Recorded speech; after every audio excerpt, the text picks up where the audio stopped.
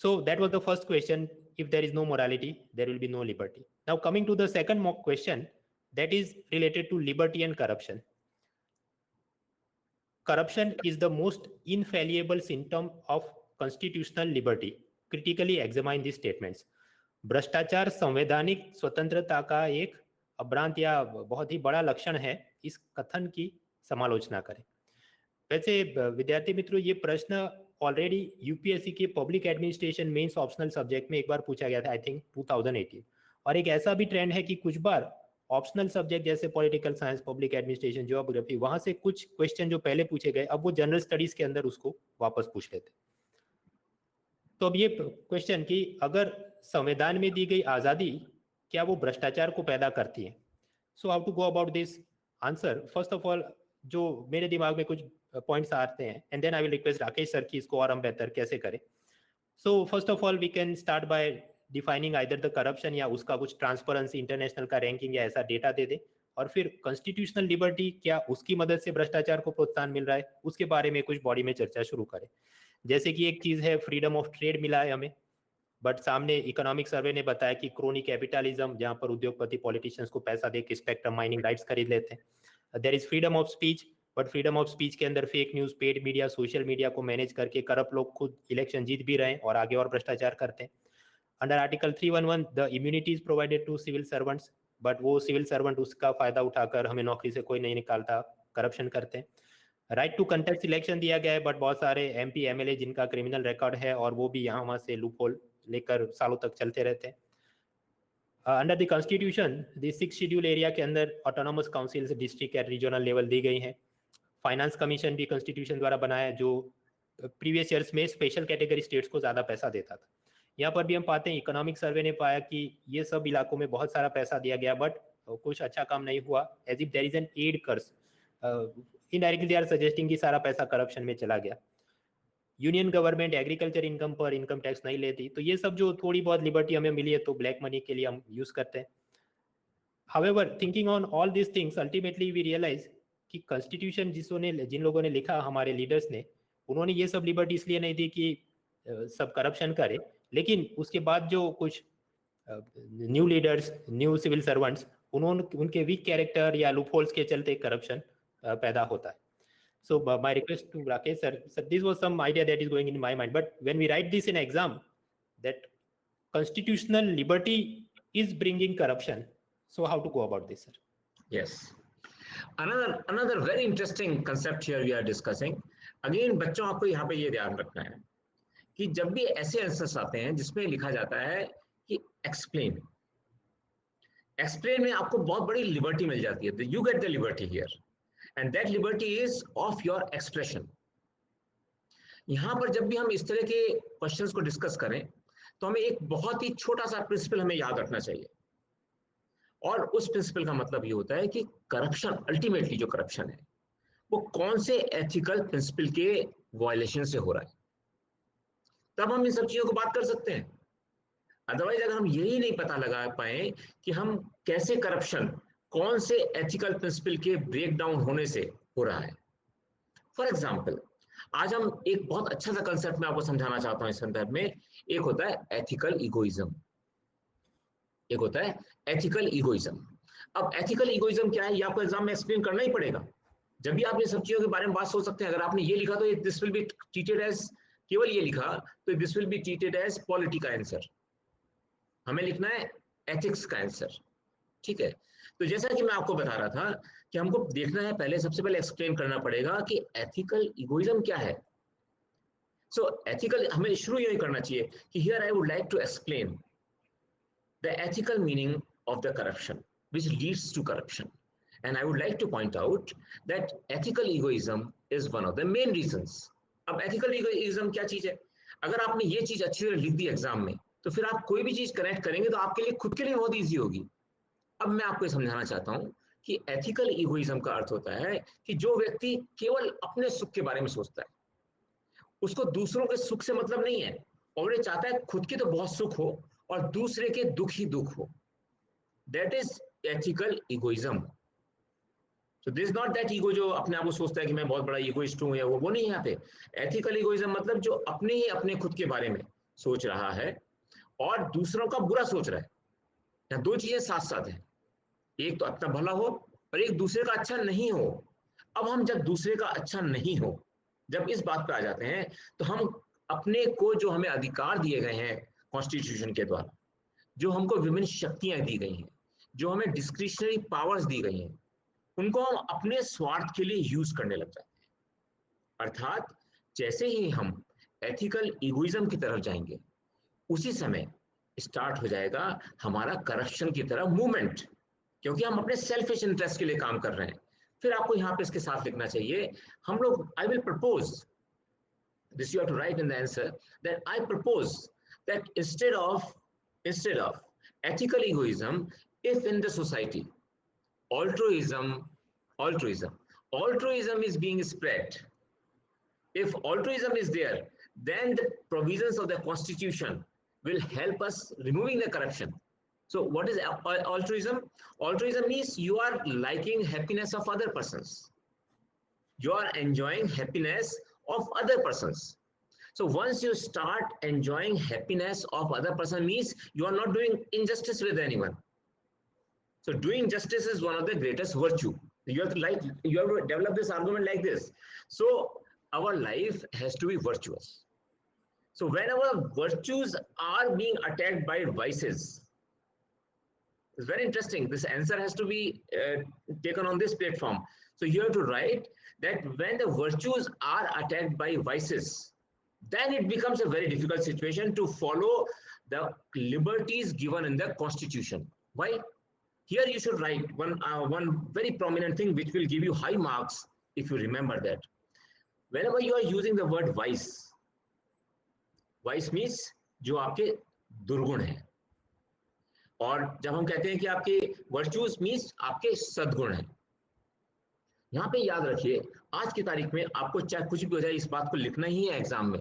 कहिए कि हमारे जो वर्चूज हैं, इनको सराउंड कर रखा है आज की तारीख में कोरोना वाइसेस ने।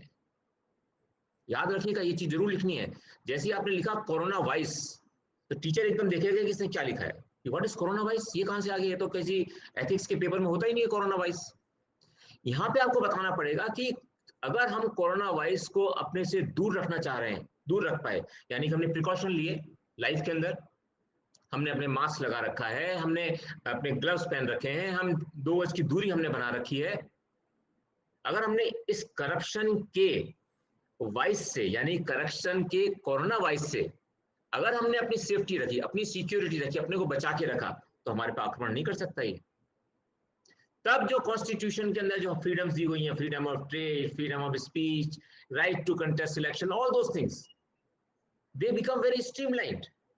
सो हमें इस बात का ध्यान रखना है कि जो वाइस भी 2 तरह की होती है। ये आपको सबने अपनी क्लास में पढ़ा होगा, अगर आप जब मेरी क्लासेस देखेंगे तो आपको पता चलेगा।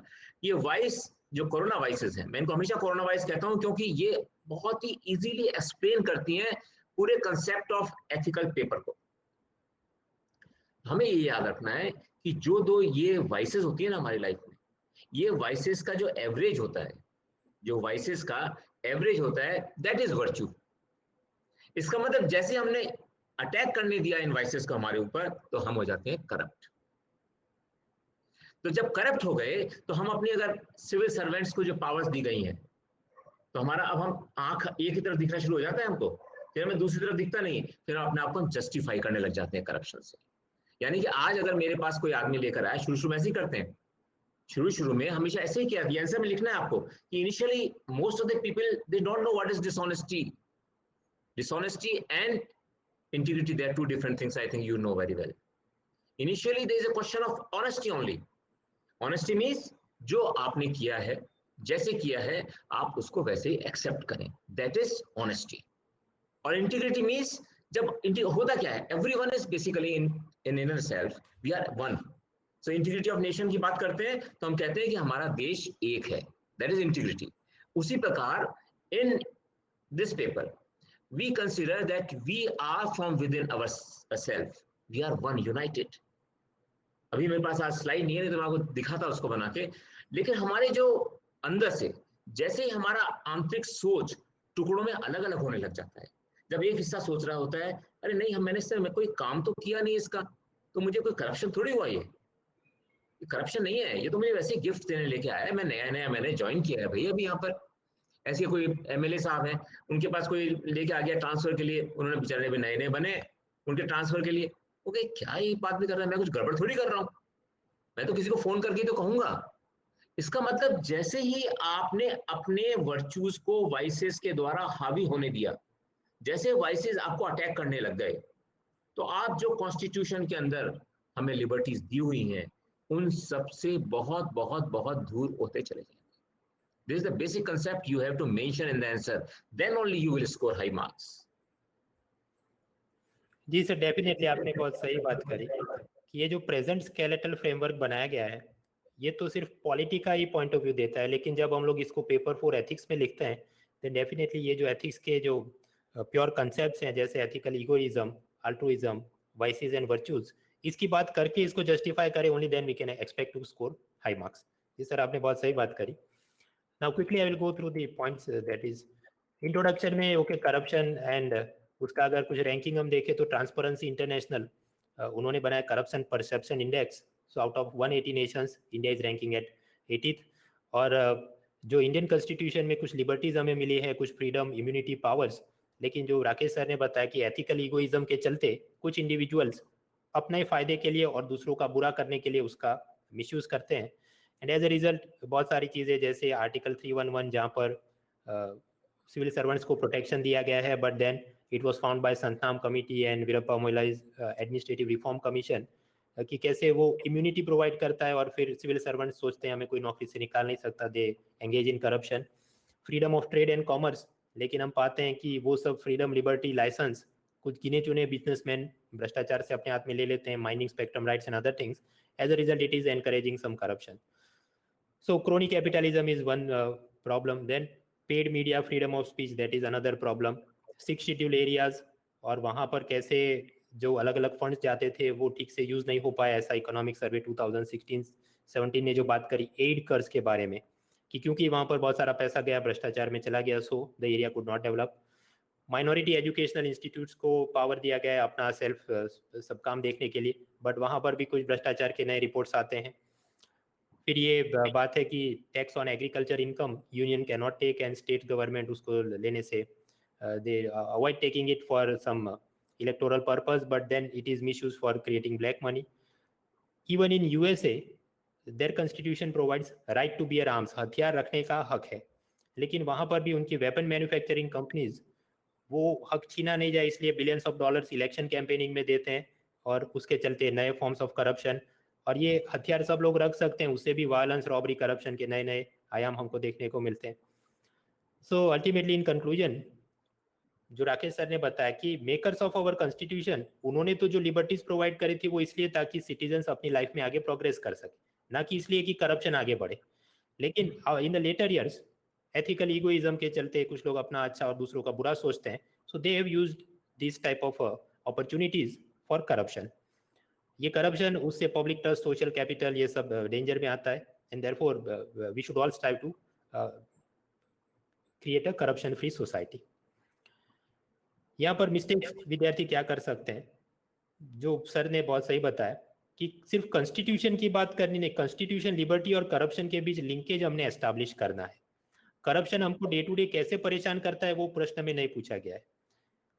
अलग अलग सरकारों ने करप्शन से लड़ने के लिए क्या कदम उठाए वो भी नहीं पूछा गया। अलग अलग कानूनों की आप क्रोनोलॉजी दीजिए वो भी नहीं पूछा गया।